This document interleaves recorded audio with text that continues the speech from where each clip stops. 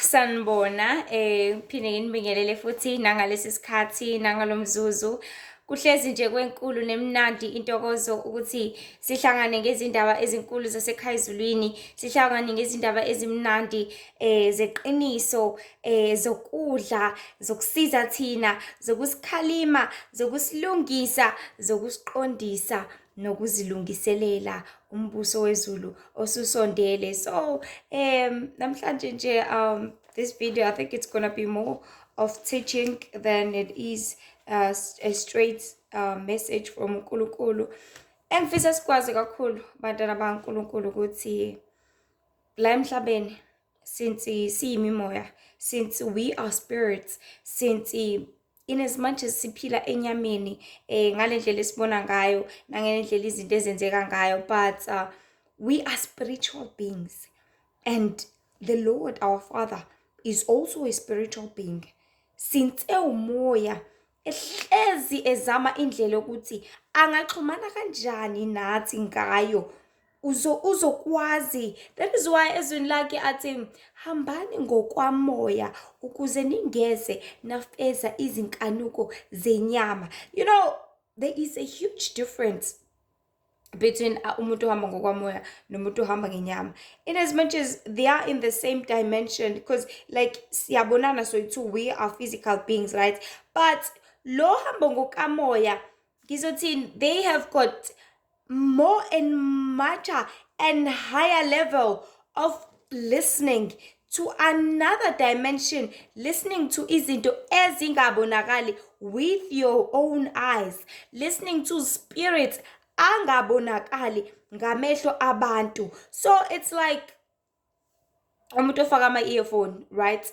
Wena ombokayo, because ufaka ama-earphone uzolibela icule le ngoma ayilalelayo, ayicule yedwa. Awu-understand wena ukuthi why alibele ecula kanjena, kwenzakalani kuyena, because awuyizwa lento ayizwayo, but yena uyayizwa. It is something that is in another dimension, and that is in the spiritual realm. I don't know if I make sense mangithi into esemoyeni ongakwazi uyi-understand, which is why mangabe izingane zihayiza, uthola ukuthi ingane ibona umkhovu, noma ingane isibona isipoko, noma umuntu obona into engabonakali kwabanye abantu, they look kind of crazy.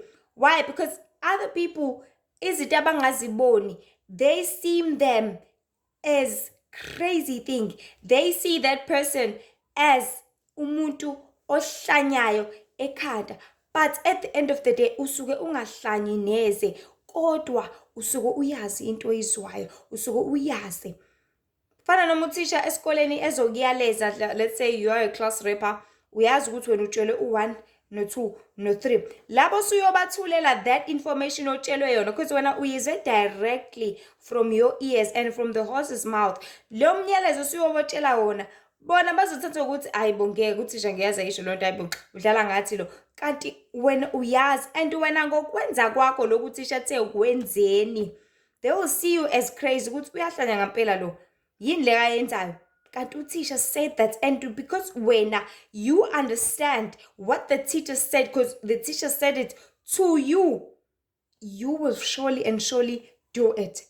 That is why even Noah, they were like, leli khetha umthetho lo seliyahlanya, seligugela la kuthini, lizositshela into esingayazi esingakaze siyibone, uzamcolo sekwabonakalaphi yona loyo, imvula etheni yona leyo.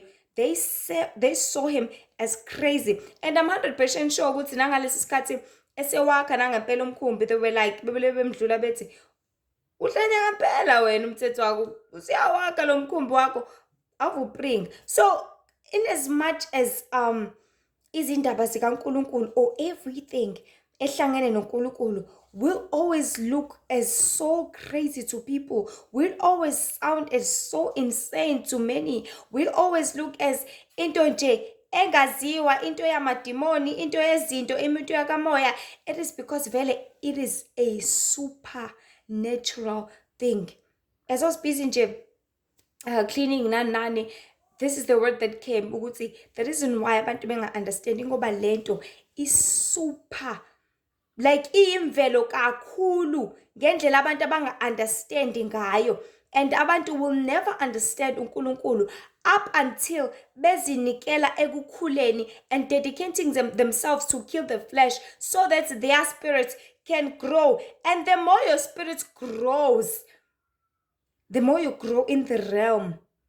Ingale nkathi uvuleka kakhulu izindlebe, uvuleka kakhulu amehlo, uvuleka kakhulu izinyawo, uvuleka kakhulu umlomo, iphimbo lakho yonke into yakho isiyathobela manje, ithobela ingaphakathi, ithobela that spirit esingaphakathi kwakho. Because I want to say this ukuthi when we were born, sizalwa silethwa lapha emhlabeni, sizalwa ezintweni eziningi engizothi zondla kakhulu inyama. Sizalwa ezintweni eziningi engizothi futhi zenza inyama overpower, ibe ngaphezulu, ibe at the top of your spirit. And the more something is at the top, lokho ngaphansi kwenza njani? Kuyafadabala. Because look at my hand, isandla sami singaphezulu angithi lesi singaphansi. So lo mengaphezulu elibele under, let's say sorry, I want to make this example. I hope I will make sense. So as I was saying, nasi isandla sami angithi and nasi sinye. So mangibeka something la, lo uzosinda ngithi bese sinda lo, bese msindile kuzoshona phansi, kushone phansi kuze kuphele ngalo, aphele nya, kusinde lo, kusale lo, because there's something at the top. Phinde futhi ngibeke something else, phinde futhi ngibeke something else, kanjalo. The more I put things, uyafadabala lo ngaphansi. So what I'm trying to say, bantwana baNkulunkulu, ukuthi you know ngale nkathi uyondla uyigxisha inyama, uyondla uyigxisha inyama, whether uyondla ngezinto ezithandayo, whether uyondla ngokuthi idle kakhulu, whether uyondla with whatsoever, that is when your spirit sidroweka sishona phansi, second by second, day by day, ngaso sonke isikhathi. And the more your spirit goes to be drawn down, that is when you are called, uyakathi umholo wami, you are dumb spiritually, like spiritually doom. Like awazi lutho, and you will never know anything because umoya wako awukho ngaphezulu, umoya wako is not uplifted enough in such a way that you can understand the things of the spirit. Ngisho kuthiwa kwenzakalani ebusuku ngeke uzo understand, ngisho kuthiwa kwenzakalani ephushweni angeke uzulukhumbule, ngisho kuthiwa kwenzakalani in the realm, in the light, you will not see that, you will not realize, and you will not care. So singabantu, we need to come to an understanding ukuthi in as much as wena muntu ungafuna ukukhula wena spiritually, uhlezi ufuna ukuhlala enyameni, uhlezi ufuna ukwenza umathanda, uhlezi ufuna ukuyiphatha, uhlezi ufuna ukudla nanoma yini, uhamba nanoma ikephi, ungazihlambulula, wenza zonke lezi zinto, uzofatabala, and you are the one that is going to be spiritually dumb. But that does not mean the people who are actually doing the things of the spirit, who are actually fighting to grow in the spirit, ukuthi they are crazy uma sebethola ama juices, bese bethola zonke izinto ezitholakala in the realm of the spirit. The reason why the Lord wants us to grow in the spirit, it is because ufuna sihlezi sixhumene naye. It is because uhlezi ufuna sambe la ethanda khona, uhlezi ufuna sim-understande, simqonde, senze futhi lokhu asiyaleza ngakho ngaso sonke isikhathi. So engifisa ukuveza kakhulu, especially with this message, ukuthi umoya kaNkulunkulu udelelekile kakhulu lapha emhlabeni. Umoya kaNkulunkulu uthatheka kancane kakhulu lapha emhlabeni. Futhi umoya kaNkulunkulu uthatheka so demonic ngale ndlela esimaka, because people believe ukuthi yonke into ehlangene nomoya it is a demon. No. How can you say that? Shuthi uNkulunkulu uqobo lakho uyidemon, kwa wena uqobo lakho uyidemon, because you are a spiritual being yourself. Things in the realm are so spiritual. Everything is spiritual. Even God is spiritual. Lord izingelosi is spiritual. So uzothi wena everything that is in the realm of the spirit is demonic, then if that's the case, shuthi yonke into lapha emhlabeni yangamanga alikho iqiniso. Then if that's the case, yonke into esebumnyameni lapha emhlabeni ayikho into esekukhanyeni. We must know, people of God, ukuthi if kuthiwa kunjalo, shuthi emhlabeni futhi ube kuhlezi kumnyama phela. Shuthi emhlabeni futhi ube kuhlezi kukubi. Emhlabeni futhi ube kuhlezi kukhatha, yonke into kumele ihlezi ngizothi ibheda. But Because for everything ekhona lapha emhlabeni, there is always a different. Kunomnyama, kunomhlophe, kunobumnyama, kunemini, kunobusuku nemini, kunokhanya, kunobumnyama, kunenjabulo, kunosizi. There is always going to be a positiveness and a negativeness. That is why kukhona uNkulunkulu, kube khona noSathane. And uSathane represent ubumnyama and uNkulunkulu represent the light. But they are both in the spirit. They are both in the realm of the spirit. So if you are saying everything that is in the spirit is demonic, then you are saying ukuthi emhlabeni khona uSathane kuphela. There is no God. And then mawusho njalo ke iBhayibheli libheka ngokucacile ukuthi uyisiwula.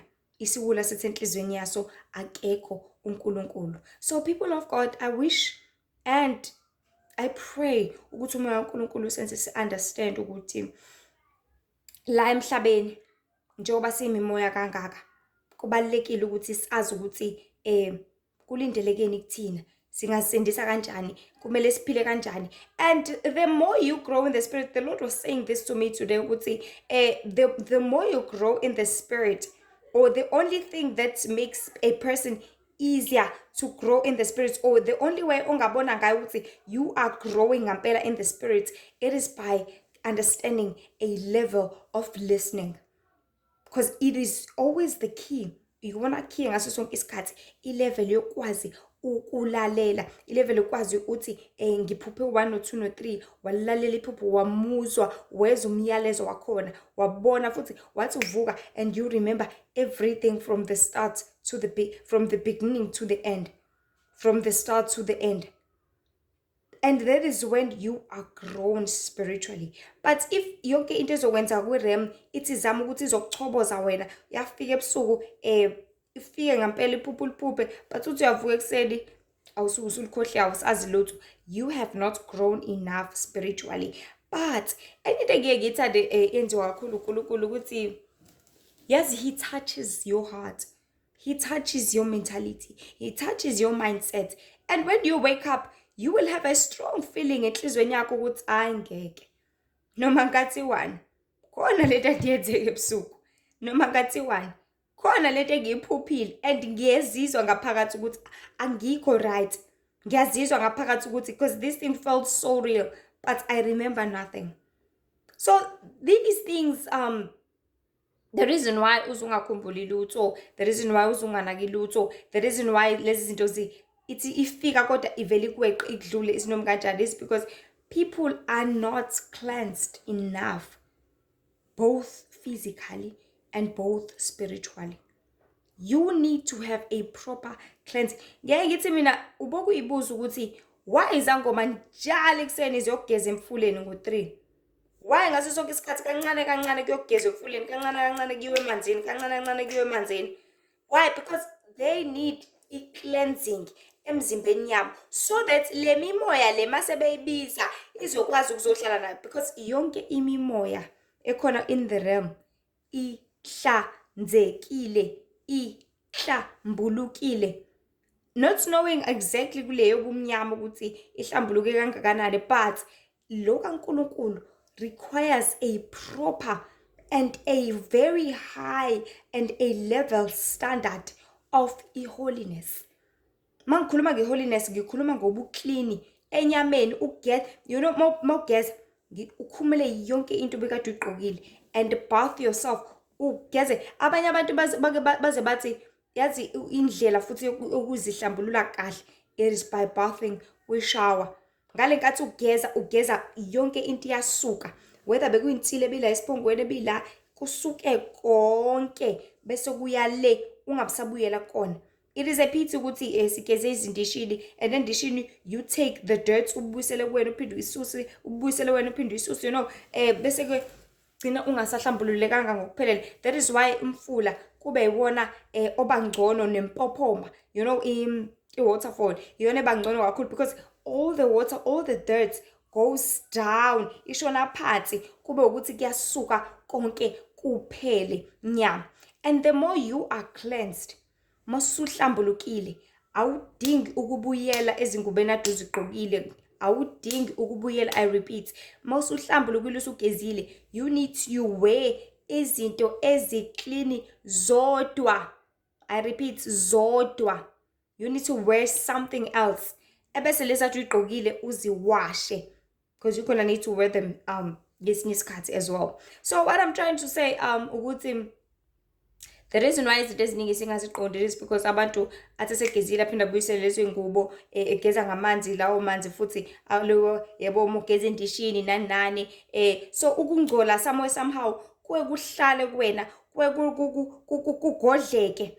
And it happens a lot with many people. Thola ukuthi-ke uzogcina ngokugeza ekuseni esaya emsebenzini, masebuya uyabuya uyayishutheka ey'ngubeni, noma uyabuya uyayishutheka. Lowo muntu ungcolile, and bethatha konke ukungcola endleleni, yonke imimoya. Bonke abantu ade ubahaga, wonke umoya obuhleli kuyena uzohlala kuwena. Bonke umuntu ade umxhawula, yonke into ade eyithinta ngezandla zakhe, whether kade echama wangazigeza izandla, whether kade ethinta ingulube, whether kade ethinta ini, ukungcola kwakhe kuzohlala kuwena esandleni sakho immediately. Kade ujola nomuntu emlomeni wakhe, ubekade edla into engekho right, edla ingulube, yes, usezoqabula wena. Lokho ngcola kuza lawo mathi aza straight kuwena. Kade ulele nomuntu, ukungcola kwakhe kuza straight kuwena.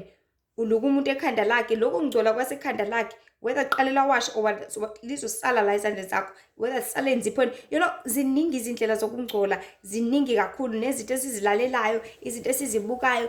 People do not do a proper cleansing so that the spirit can dwell in them. That is why ukwazi ukuthi kungene imoya engcolile izohlala kuwena, because now usuke ungcolile vele.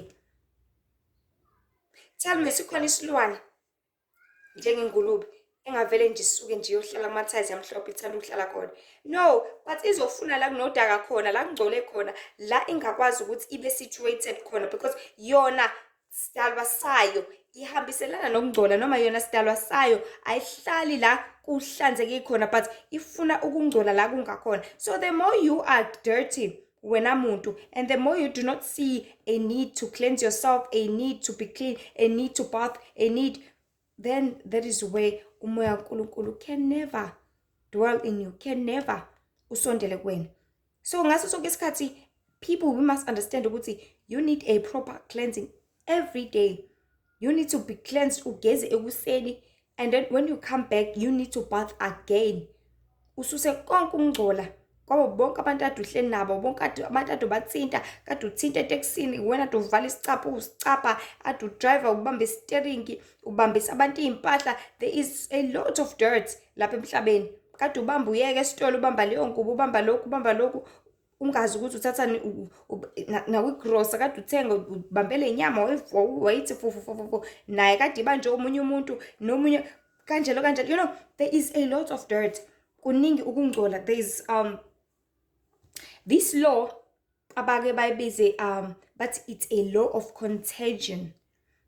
Umthetho osetshenziswa imimoya kakhulu ukuthi you won't see what has contained yourself. It's like law of contagiousness. Siyazi umuntu o contagious ukuthi umuntu onjani. It's like umuntu osengenwe yinto thizeni, yabo, yahlala kuyena, and mayisihleli kuyena, uma wathinta omunye umuntu nomunye uzohlala kuyena kanjalo. It's like having a TB. Mangabe ukhwehlela, you need to protect yourself. Otherwise, if uzokhwehlela out there, umuntu oseduze kwakho engathola lawo mathe lawo ahlale kuyena, and the amount of ukungcola okusuka ematheni akho kuzohamba ngama-germs, ngama-bacteria, kungene kuyena, naye athole the same coughing or the same disease njenganawe, and that person is called contagious. Yena lento.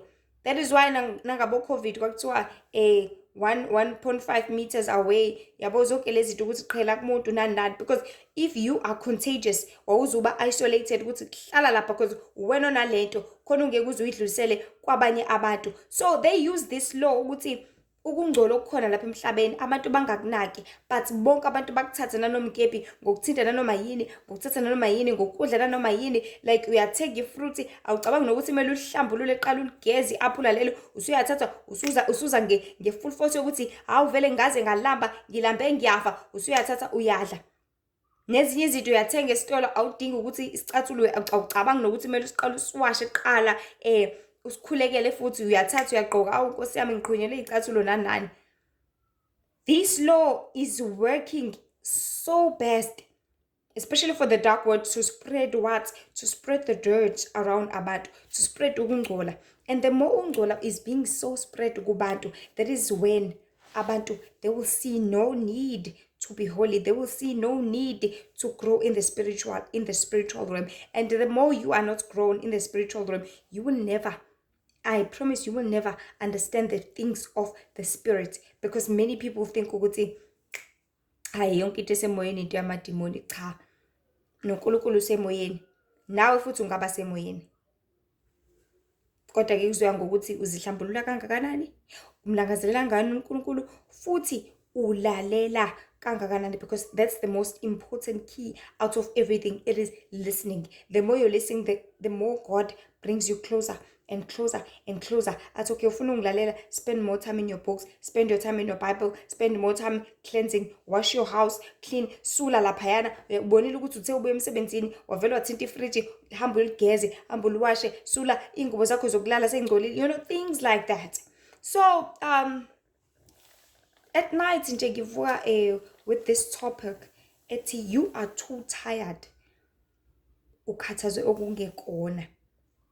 Ukhathele kakhulu kodwa ukhathezwe okungekona, which is on the 23rd of May 2024. So I had a dream lapho khona ngibona ngihamba ngingena imizi ngemizi, ngathi ngihamba ngikhuleka. I was busy praying for people, spreading the word of uNkulunkulu. Kodwa ekugcineni kosuku kwangilazi ukuthi akwenzeki lutho, or rather abantu abafuni ngisho ukuyingena nje indaba kaNkulunkulu.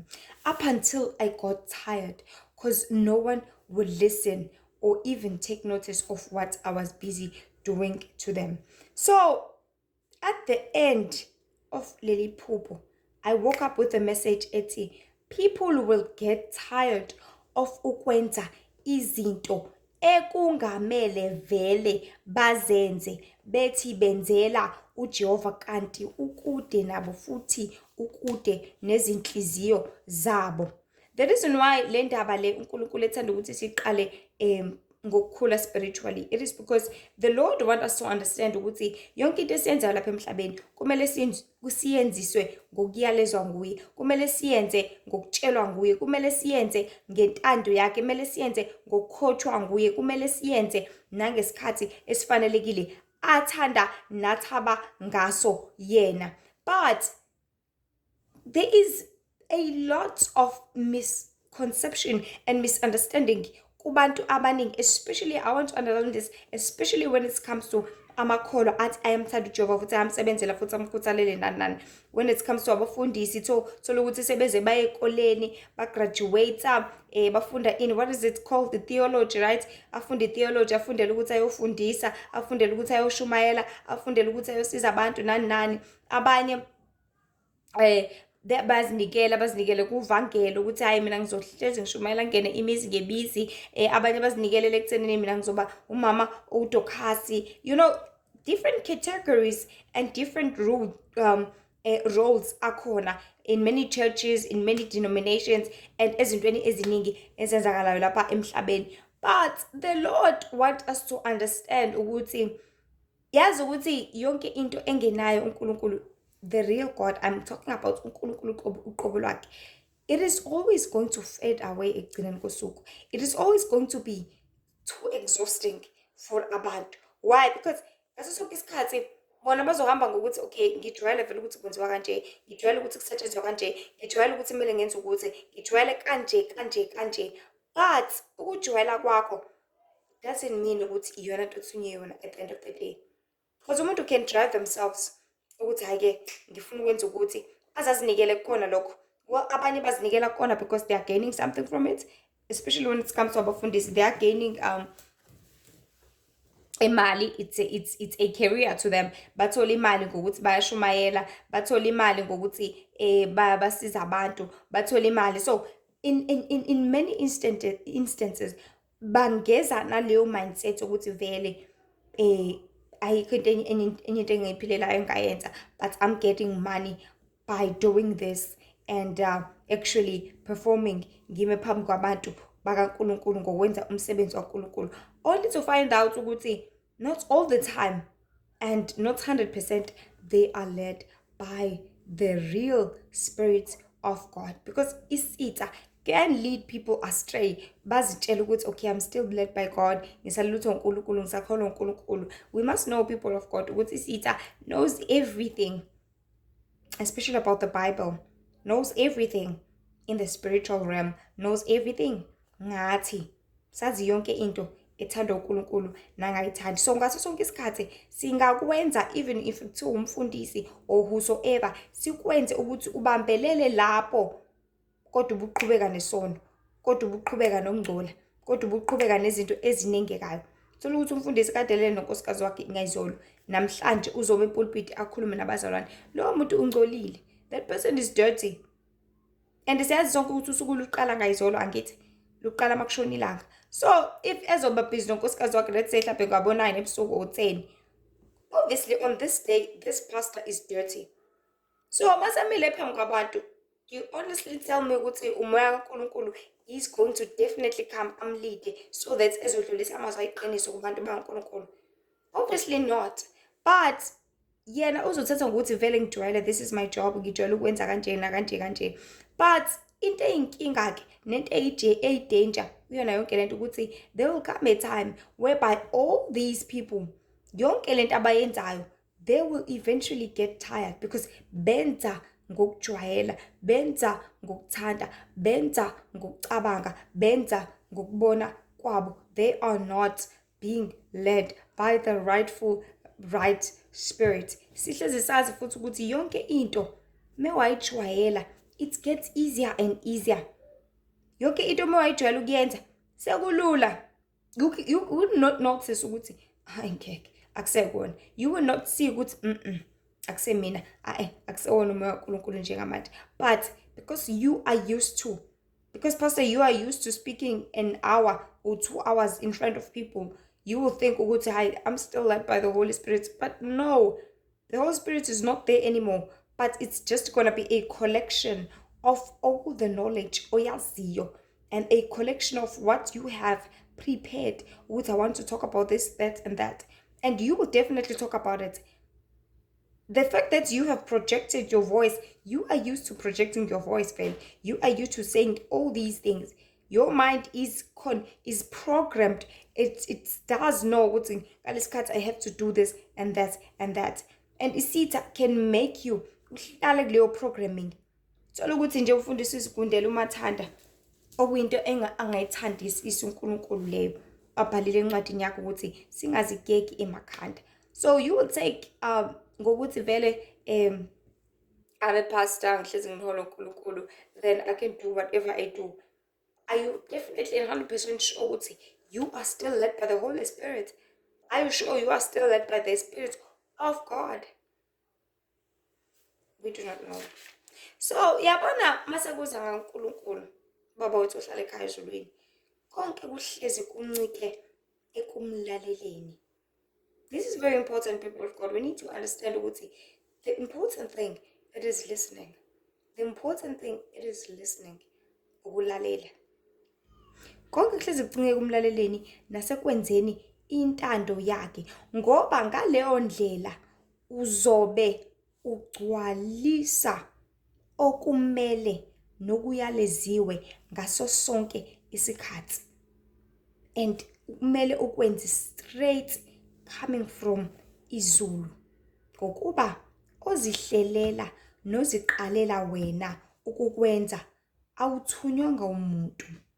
Kuyacaca futhi ukuthi akuzonakekelwa futhi ngokuqhubeka ukwenza, whether ngamandla akho onke, ngesikhathi sakho sonke, noma ikuphi egameni lokuthi awuyalwanga futhi awuthunywanga, uzohamba hambe uphele amandla. Ngoba like I said, something that is mostly appreciated, it is something that you want ukuthi yenzeka ngithi, something that you seek, something that you require, something that you really want. So same as uNkulunkulu ngomoya wakhe, he always require things ngendlela yakhe. He always require people to behave ngendlela abayalezile ngayo ukuthi abenze kanje, benze kanje. That is why ethanda ngaso sonke isikhathi ukuthi simulinde. Remember uMose ethunyiwe yokhipha abantwana baka-Israyeli. Into akumele ayenze ngaso sonke isikhathi uMose, which I think he done a perfect job. He always waited for uNkulunkulu. He always emlinde ukuthi Nkosi ngenze njani manje? Nkosi ungiyaleza ini manje? Nkosi kube njani?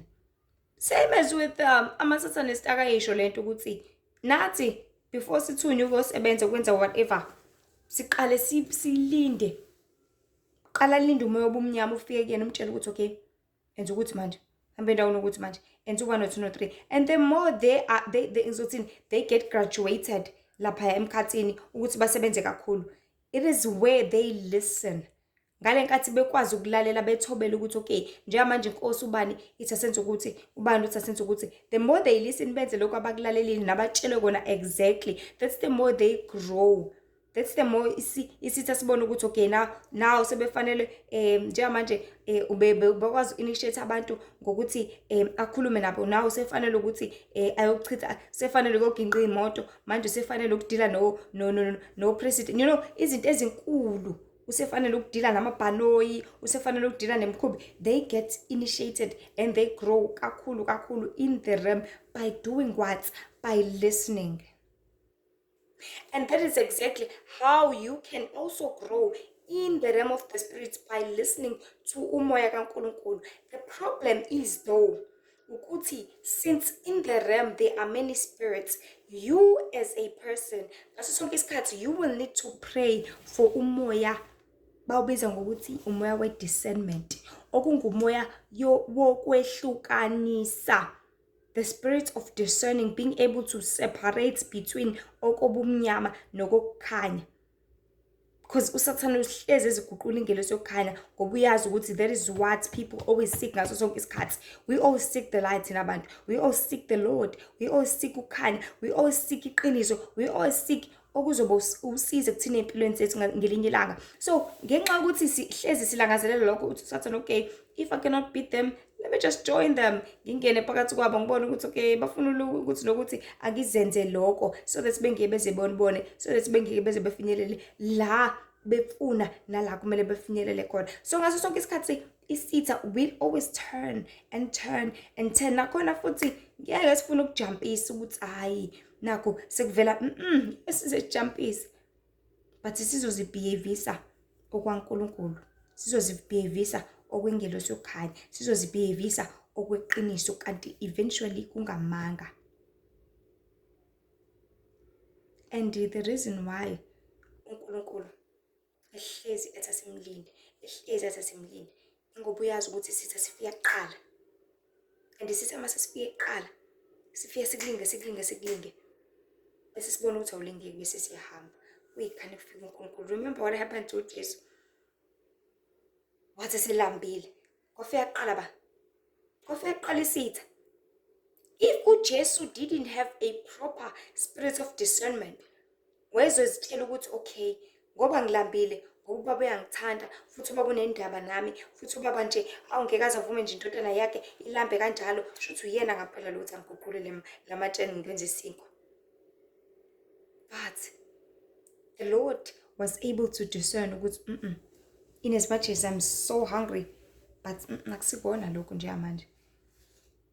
And ngokuresista kwakhe uJesu resista isitha, wasiresista 3 times, sathi sahamba. Kwayikhane kufika okwasekhaya ezulwini, izingelosi sezizomkhuthamela. So ngaso sonke isikhathi thina abantu, if we going to lack lesithelo samoya esingukubekezela, that is when ngaso sonke isikhathi isitha sesifike kuqala, wena uzozitshela ukuthi uNkulunkulu ofikile kanti akuyena, kanti kusayisitha esifike kuqala. Because isihlezi singqabashiya sibona ukuthi hayibo nayingozi sifike kuqala. Wena uzothini vele kade ngikukhulekela lokho? Definitely it is God. vele uNkulunkulu uyangivumela, vele uNkulunkulu uyasithanda, vele uNkulunkulu akafuni.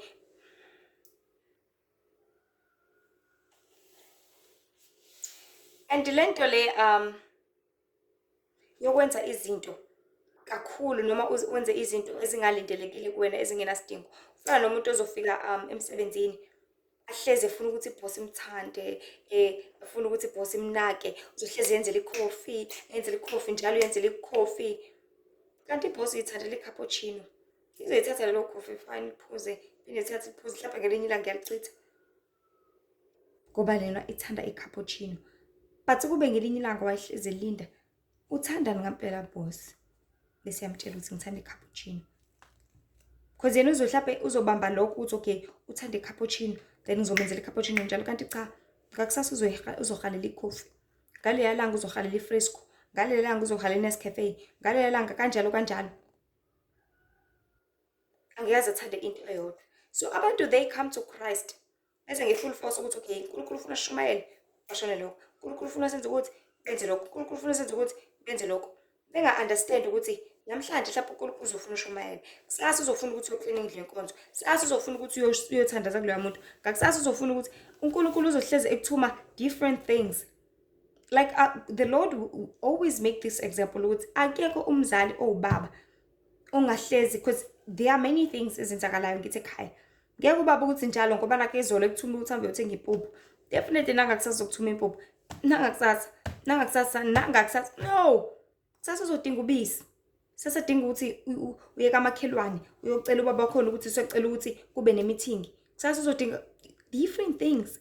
Same as with the Lord.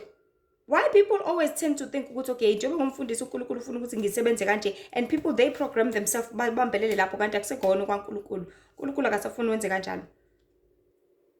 Fana with the messages of God. In as much as uNkulunkulu akadlulise imiyalezo which is prophecy, izinto ezizokwenzeka kudala noma esakude ukuthi zenzeke, nento ezingakenzeki, but it doesn't always pass messages like that.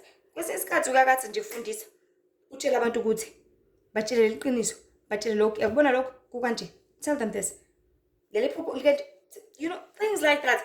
Because uNkulunkulu understand ukuthi what is it that we need to hear, what is it that we need ukuthi sizenze, bese yayala ngendlela yakhe. So engizama ukuveza abantwana bakaNkulunkulu ukuthi if abantu bengakabi ready, bengakayimiseli, bengakafuni ukukhula in the spirit, ngeke kanje, because this is God and this is us trying to reach him. If you are not ready to grow in the spirit, then you won't get to a point where you will grab uNkulunkulu bese uyamlalela, umlalele, ebese uyabuya uzokwenza lento akutshele yona. Because it's just going to the spirit to listen. What is happening, God? What are you saying? And then come back to the flesh. Uzodlulisa umyalezo. You are a pastor. You need to connect with the Lord. Before maphambi kwabantwana bakaNkulunkulu, connect with the Lord, because is this the message of unangidlulisela ibandla lakho namhlanje, and come back uzoyidlulisa. And we must know and know ukuthi uNkulunkulu can speak any when, any time, anywhere. Whether ulele, whether ubhekile, whether uyadla, uyahamba, whether wenza, uNkulunkulu uyakhuluma nanoma ngasiphi isikhathi. So it's always going to be about being so ready to connect with the Lord. Because even ingane ufuna ukuyithuma, ngisho kuthiwa ibhizi sawashishethe, musiphuthuma umntana mphuthuma njengamanje, ngicela manje Nkosi yami, nake efonini bafuna umuntu wakamakhelwane inkinga kanayo ifoni, ungiphuthumelisela le phone, you know, things like that. So that is how the Lord works. Ngeke uzuthatha ukuthi ngisawasha nje, awungeke ume kancane uNkulunkulu, ngisabhizi awubona ukuthi ngisadla. But it's all about listening to the Father, because usuke azi the amount of emergency of that message ngaleso sikhathi. I just pray and hope ukuthi indlela lezi indaba esibeka ngazo ngokuhlangana kwethu, they actually find indawo and makes a lot of sense in people's minds, so that abantu bezomqonda ukuba bohlala ekhaya ezulwini ukuthi ungubaba, uyayaleza futhi uyathanda ukulalela. So baningi abantu ababamba okuncane ngoJehova bakwenze bengakaqali nokuthi bazibuza ukuthi ngabe kuyikho yini, ngabe kuyintando nokuthabisa umdali wezulu nomhlaba yini. Bakwenze lokho isikhathi eside, ngisho iminyaka, Uma bona bengaboni imiphumela abafuna ukuyibona bese bedika ibala ngoba owakha indlu engekho uJehova uyakhela ize. Uzovangela for as many years. Ushumayele many years. But because awubungakayalezwa ubusayishumayelela nje wena ngenxa yokuthi ufundele leli lizwi athi ngijima ngifuna ukulishare ngenxa yokuthi wenza ukuthi ngifuna ukuthi nabantu balazi. Who sent you? Ubani okuthumile? No one. And the more wenza into uyenza ungathunywanga umuntu uzophelelwa uthando because you will not see any result about that. Abanye baze bamdemand uNkulunkulu bamkhova ukuthi kanti inkosi ngisekusebenzele kangaka sengenze zonke lezi zinto uNkulunkulu usebenzele ba uthunywa ba ukuthi wenze zonke lezi zinto. Sengibonile futhi ukuthi in as much as many people bemfuna and they really seek uJehova kodwa babonisa kakhulu ukuthi abamncengile kangakanani. Yabo ukuhluleka kokubekezela kuyinkinga enkulu fana nokuthi uzoma eminyango. Yes, the Lord made this such a very tangible and nice example kimi namhlanje ngibhala lo myalezo nalesifundo ukuthi fana noma umuntu ezoma, let's say ubaba uzobona mhlawumbe uzobona ingane yakhe or uzobona intombi yakhe nani ame ngaphandle kwesango abese thumela ingane ukuthi sacela ungibizele umakasibanibani noma ngicingibizele usibanibani. Ingane izogijima yombiza mayifika ngaphakathi izobuyisela impendulo ukuthi uthe uyeza, but yabona lo semnyango akabona ngithi ukuthi kwenzakalani ngaphakathi, aka-understand ukuthi kubhekene nani ngaphakathi, akazi ukuthi ngaphakathi mhlawumbe kuyaklinwa, ngaphakathi mhlawumbe uyageza, ngaphakathi mhlawumbe uyaqubula, ngaphakathi mhlawumbe khona uvimbezelekile, ngaphakathi mhlawumbe esabhizinisi, akazi lutho, right? But the child le ethunyiwe le engaphakathi is the one that understand ukuthi njengoba ethatha isikhathi eside, it is because usageza, it is because usabhizi ngokuthi, it is because usenza u-1 no-2 no-3. Wena ongaphandle olindile, i-patience yakho will lose its value. Ukulinda kwakho kuzosheshe kuphele. Why? Because when you do not understand ukuthi lento embambezele lapha ngaphakathi kanti umthetho wayo yini, ubhizi ngani kangaka, yabona nje isicethu uzucasuke because you cannot see what is happening. You cannot see ukuthi kwenzakalani. So there are many things and kunezinto eziningi whereby people they are not close enough to the Lord. They are not grown enough spiritually. And the more you are not grown and not close enough to the Lord, you will not understand ukuthi kunezimpi ezinkulu ezenzakala in the spiritual realm. Ngalenkathi usucelile wakhulekela something kuliwe impi usathane engafuni ukuthi imithandazo yakho iphenduleke, nengelosi ziyazama ziyalwa. Ingelosi they can see, they can realize ukuthi kwenzakalani in the realm. Wena uzothi ngoba ula emhlabeni usenyameni ayisho ukuthi uNkulunkulu ngenza isilima, ayisho ukuthi uNkulunkulu ayikho lento yakhe, ayisho ukuthi uNkulunkulu akayiphendula. Kunini ngikhuleka, kunini ngifuna ukuthi, kunini ngimbiza.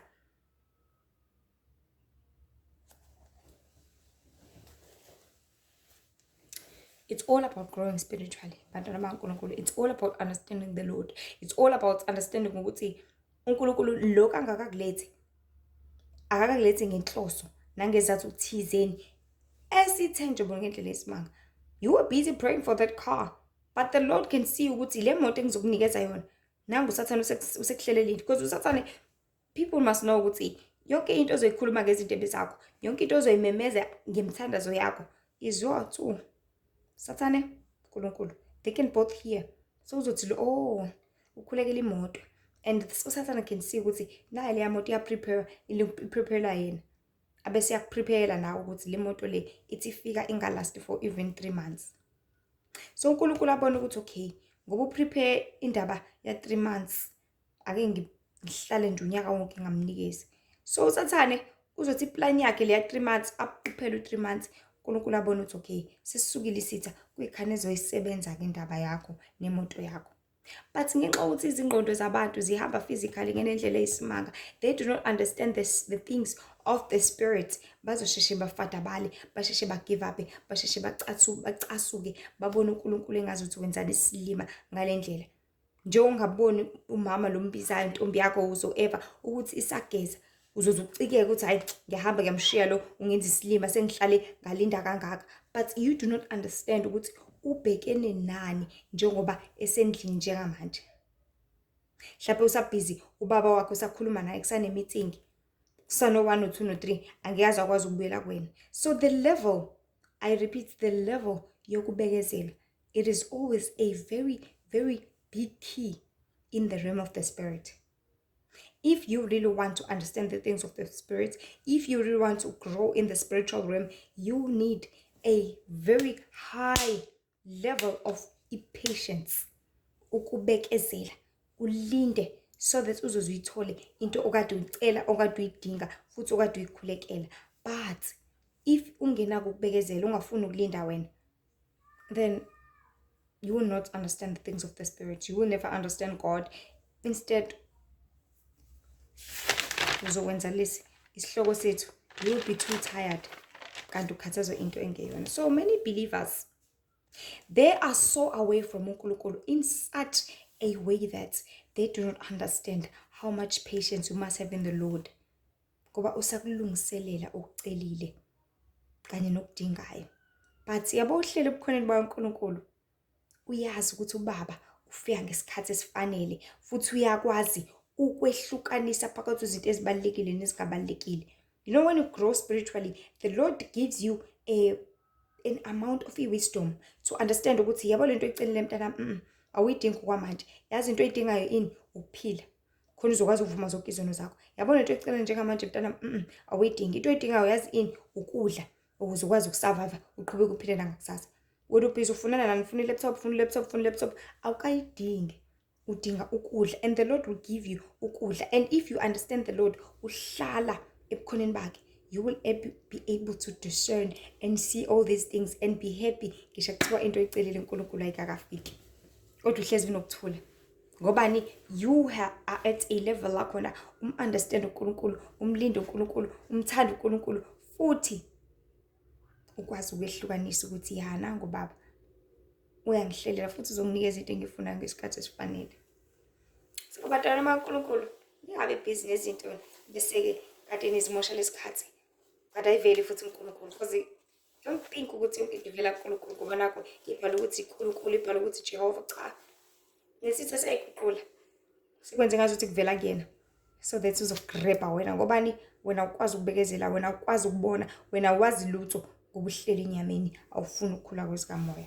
So wena ole kude-ke ufuna lokhu ukufunayo nje ngokukulangazelela, ngokwezinkanuko zakho nangokwezizathu ezakho eziphathekayo nezinkulu.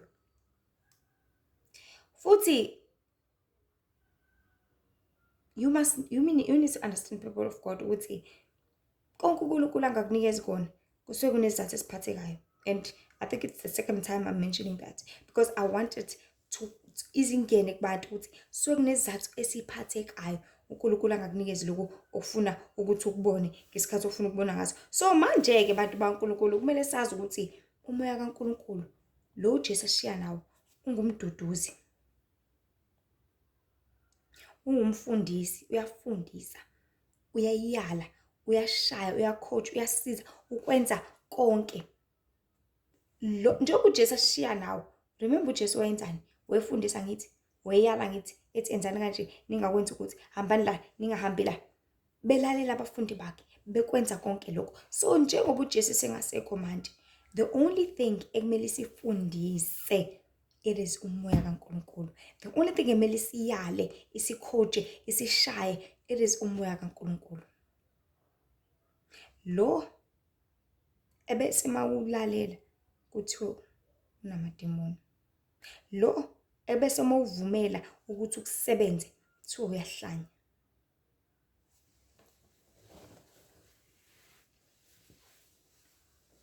So the question I want to pose ukuthi uma ungenawo umoya kaNkulunkulu, ngabe okwenzayo ngegama likaNkulunkulu ukufundephi? Ukufundiswa ubani? Futhi uzokwenza kuze kube nini? Because only those who are led by the Holy Spirit can be able to do as many things for as many years.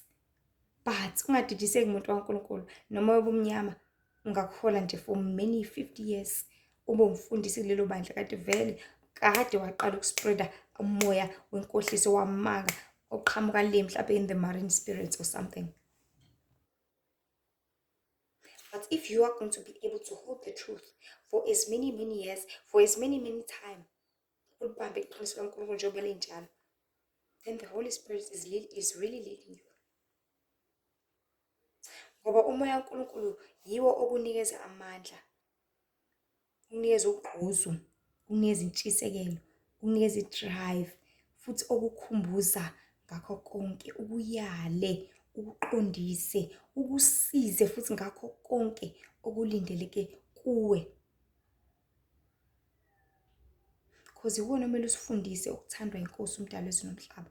Iwona omele usitshele ukuthi okay, ubaba uNkulunkulu uthanda ukuthi ugqoke kanje, ubaba uNkulunkulu uthanda ukuthi ukhulume kanje, uthanda ukuthi uyihlambulele kanje. Umoya kaNkulunkulu, ubaba ohlala ekhaya ezulwini, uthanda ukuthi ushumayele kanje, ubaba ohlala ekhaya ezulwini, uthanda ukuthi uphelelise lo msebenzi namhlanje, uthanda ukuthi wenze lokhu, ungakwenzi lokhu. Iwona omele usifundise zonke lezi zinto. So if abantu bezothi if unomoya kaNkulunkulu you are crazy, then bona yini abahlalela ukuthi bayenze lapha emhlabeni? Bahlalela ukuthi balalele yiphi imoya ke then? Yimuphi kanti lo moya omele usiyale? Mina sonke sihlala enyameni sibe nje okhanda limtshelo kwabo, and it's a problem. Yabo mawusawukhanda ufuna kwenziwe ngawe, ufuna ukwenza ngentando yakho, ufuna ukwenza ngesikhathi sakho, ufuna ukwenza ngendlela othanda ngayo wena, definitely ngeke uze umoya kaNkulunkulu uhlale kuwena, because umoya kaNkulunkulu needs a certain, a higher level of humbleness, a higher level of listening, a higher level of doing ngendlela osho ngayo. Mokuyaleza ukuthi enza ukuthi wangakwenza, okay, ubekezelele. Uphinde futhi utshele enza ukuthi wangakwenza, okay, uphinde ubekezelele. Enza ukuthi wangakwenza, uyacunuka ushiye kanjalo. So abantu abazothi mina engeke nje ngize ngikwazi ukwenza ukuthi bakude kakhulu nomoya kaNkulunkulu.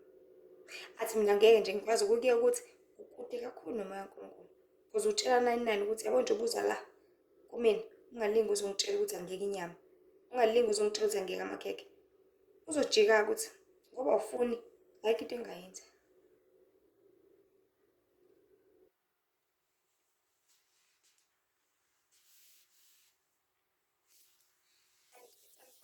Ukuthi umoya kaNkulunkulu yiwona odelele kakhulu lapha emhlabeni.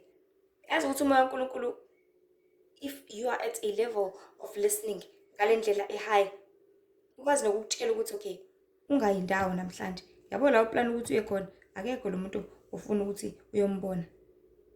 By inkani ke yabantu, athi umuntu ngihamba ngenkani, uthi uyafika lapha akekho ngempela. Uthi yazi kodwa khona into ethe ngingayi. That was umoya kaNkulunkulu. That you failed to listen. That you ongafunanga ukulalela. That you onqabelile ukuthi ukusize.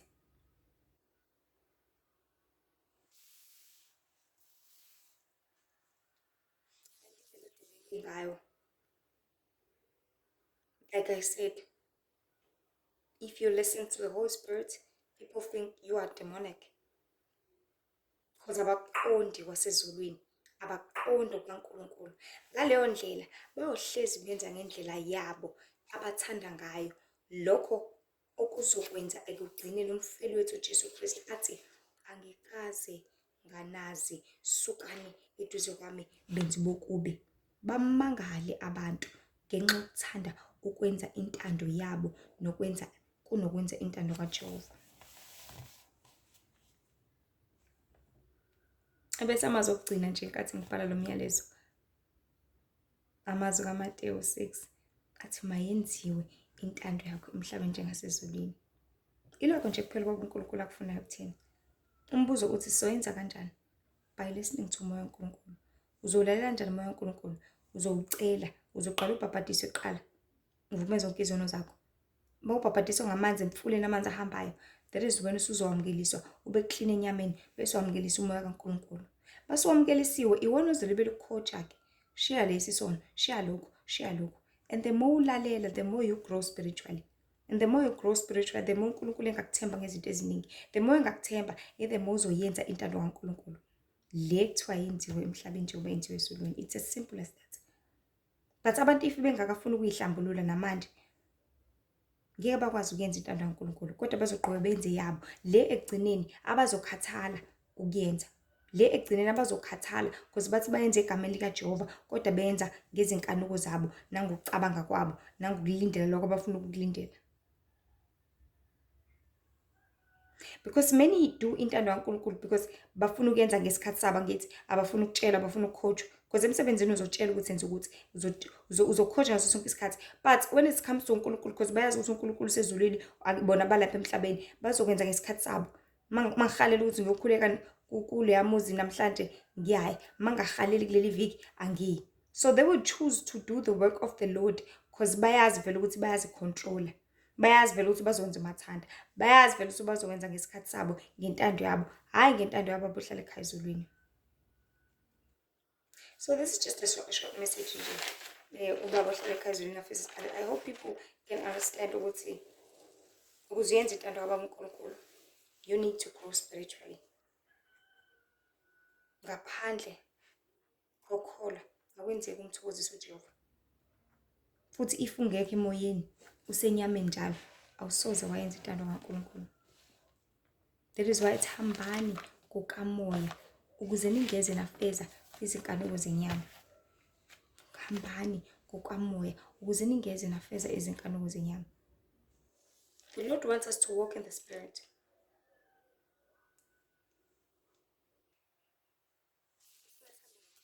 Sibe sebukhoneni bakhe, sibe seduzane naye. Sokwazi ukumuzwa, sokwazi ukumlalela, futhi more especially sokwazi ukwenza intando yakhe ohlala ekhaya ezulwini. KwabaseGalatia chapter 5 verse 16.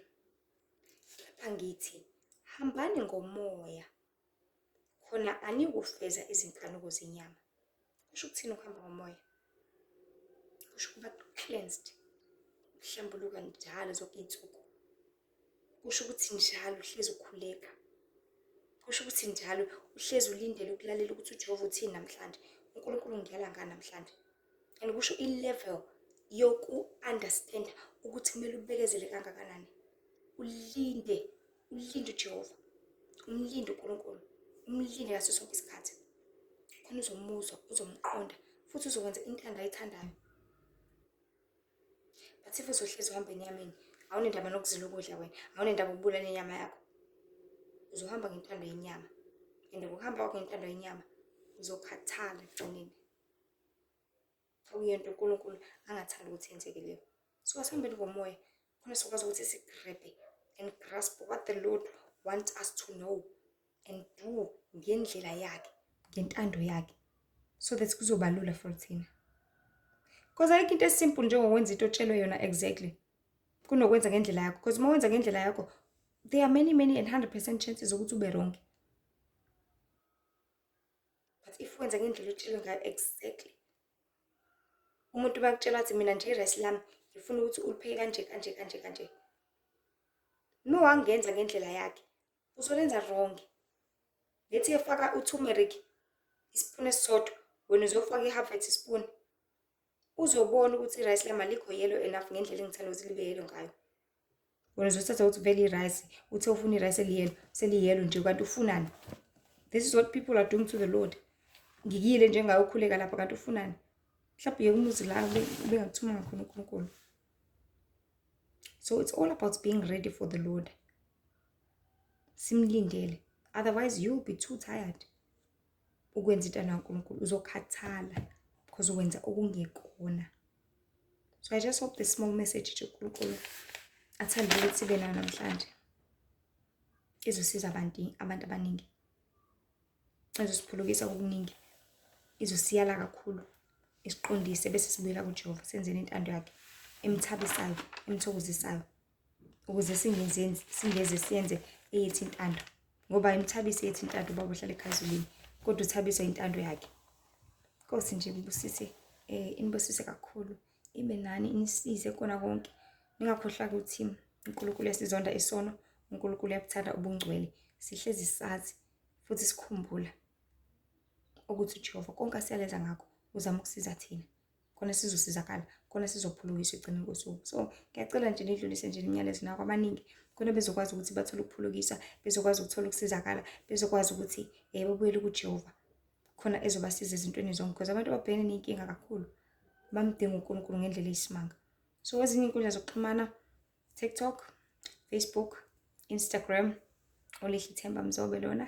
Nkosi nje ibe nani, nibusise kakhulu ngaso sonke isikhathi, nenze intando kaNkulunkulu njengoba yenziwa ekhaya ezulwini, siyenzeni nathi lapha emhlabeni. Amen.